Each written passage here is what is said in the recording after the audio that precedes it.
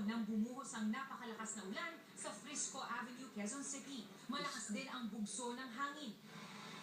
Isang lalaking duguan ng damit at nagmamadaling sumakay sa tricycle ang nakatawag sa pansin ng mga motorista. Galing siya sa fast food restaurant na ito na nagkandabasag-basag ang napakalaking bahagi ng salamin. Sa loob ng restaurant, nagkalat ang dugo sa sahig. Ang batang si Ken Ken umiiyak pa sa takot. Biglang parang may sumabog eh. Kita ko mga salamin na lang. Hinahamon ko agad sila. Playground kasi ng mga bata ang binagsakan ng salamin at nagkalat ang mga bubog sa sahig. 15 minutos lamang nagtagal ang napakalakas na ulan at hangin pero ganito katindi ang pinsalang idinulot ito maging ang mga nakaparadang sasakyan na bagsakan ng mga nagkabasag-basag na salamin.